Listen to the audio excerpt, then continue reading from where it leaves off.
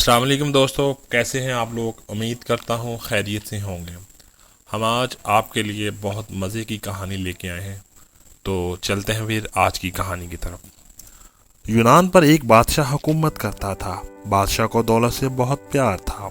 सोने का तो वो दीवाना था।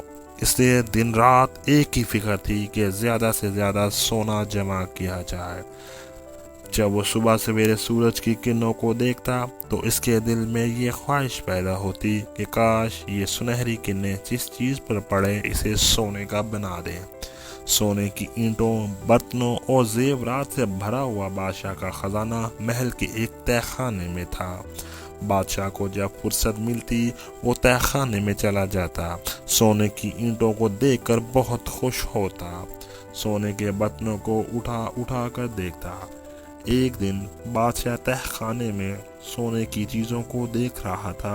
अचानक कमरे में रोशनी फैल गई। बादशाह चौंक गया। कमरा हर तरफ से बंद था। रोशनी कहाँ से आ गई? अभी वो ये बात सोच ही रहा था कि रोशनी के दरमियान में एक शख्स नजर आया। बादशाह समझ गया कि बंद कमरे में आने वाला कोई आम शख्स नहीं हो सकता। ज़रूर ये कोई ख़ास आदमी होगा। बादशाह के कुछ बोलने से पहले ही इस शख्स ने कहा, बहुत सोना जमा कर रखा है आपने। बादशाह ने कहा, ये तो बहुत थोड़ा है। मेरी ख्वाहिश है कि इस तरह के कई खजाने हों। अजनबी हैरान होकर बोला, इतनी दौलत से भी तुम्हारा दिल नहीं भरा? बादशाह ने कहा, दौलत से भी भला किसी का दिल भरता है? ये तो जितनी भी मिल जाए कम है। अजनबी ने कहा, तुम चाहते क्या हो? बादशाह ने जवाब दिया, मैं चाहता हूँ कि जिस चीज़ को मैं हाथ लगाऊं वो सोने की बन जाए। अजनबी ने कहा, ठीक है, कल सुबह सूरज की पहली किरण के साथ ही तुम जिस चीज़ को हाथ लगाओगे वो सोने की बन जाएगी। इसके साथ ही अजनबी बादशाह से कहा, 1 मिनट के लिए आंख बंद करो। बादशाह ने आंखें बंद कर लीं और जब दोबारा खोली तो कमरे में वो अकेला था। अजनबी जा चुका था। दूसरे दिन बादशाह की आंख सुबह सवेरे ही खुल गई। वो बादशाह बहुत खुश था। जो ही सूरज तुलू हुआ, सूरज की सुनहरी किरणें अंदर आईं। बादशाह हैरान रह गया। बादशाह जिस चीज़ को हाथ लगाता वो सोने की बन जाती। बिस्तर की चादर सोने की बन गई।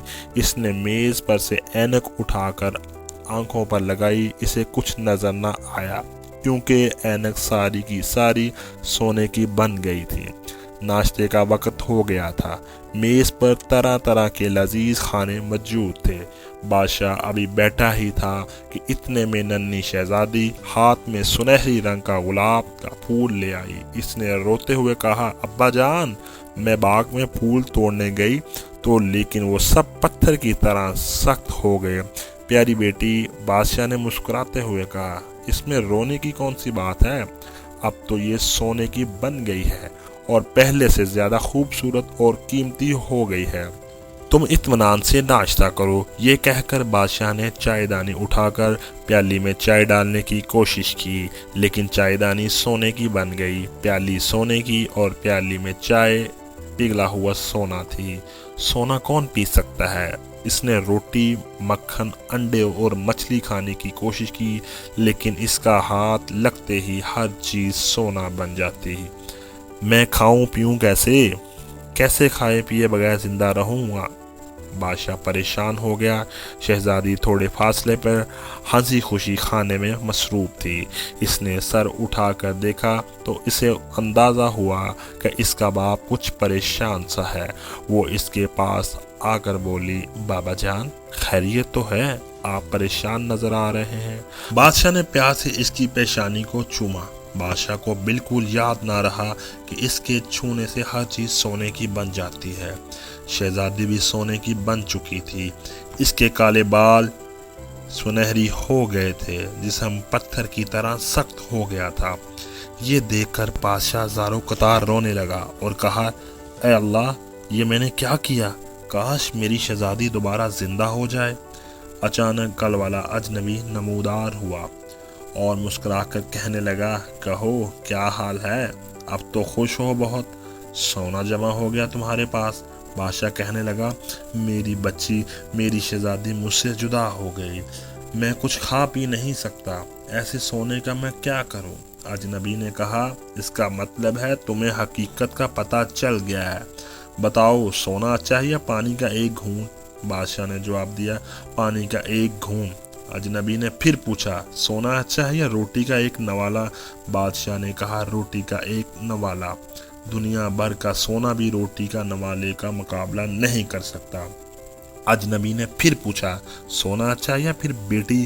بادشاہ چیخ کر بولا میری پیاری بیٹی، پر میں اپنا تمام خزانہ قربان کرنے کو تیار ہوں۔ اجنبی نے کہا ٹھیک ہے، تم تالاب میں جاؤ اور اس کا پانی تمام چیزوں پر چھڑکو جو تمہارے چونے سے سونے کی بن گئی تھیں، اور آئندہ سچے دل سے توبہ کرو کہ آئندہ کبھی اس طرح دولت کی لالچ نہیں کرو گے۔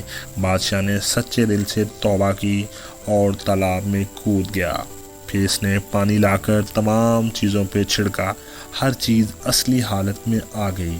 شہزادی پر چھڑکا تو وہ پھر گوشت پروست کی لڑکی بن گئی۔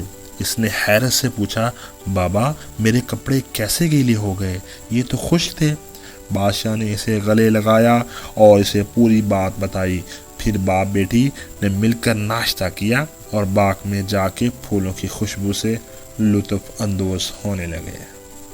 اگر آپ کو آج کی ویڈیو پسند آئی ہو تو لائک کیجیے گا، شیئر کیجیے گا اور کمنٹ سیکشن میں اپنی رائے ضرور دیجیے گا، تاکہ ہم آنے والے دنوں میں آپ کے لیے مزے کی سٹوریز لے کے آتے رہیں۔ ملتے ہیں اگلی ویڈیو میں، تب تک کے لیے اللہ حافظ۔